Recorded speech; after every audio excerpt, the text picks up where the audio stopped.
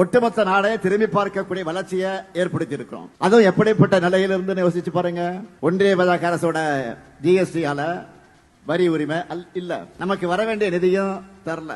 குடைச்சல் கொடுக்கறதுக்காகவே அனுப்பி வைக்கப்பட்டிருக்கக்கூடிய ஆளுநர் உட்கார்ந்திருக்காரு. தமிழ்நாட்டுக்குள்ளே இருந்துகிட்டு தமிழ்நாட்டுக்கு எதிராக செயல்படக்கூடிய துரோகிகளுக்கு அடிமை சாசனம் எழுதி தந்து சரணாகதி அடைந்த அடிமைகள்னு அத்தனை சவால்களை முறியடிச்சு நாம முன்னேறி இருக்கிறோம். இதுதான் திராவிட மாடல். இந்த வளர்ச்சி தான் பலருடைய கண்களை கூச செய்யுது, வயிறு எரியுது. தமிழ்நாட்டு மேல வெறுப்புணர்ச்சி பரப்புனா அது மூலமா வட மாநிலங்கள்ல வாக்குகளை பெற முடியும்னு நினைக்கிறாங்க. ஆனா அவங்க நினைக்கிறது நடக்க மாட்டேங்குது. அதற்கு பதிலாக என்ன நடக்குது?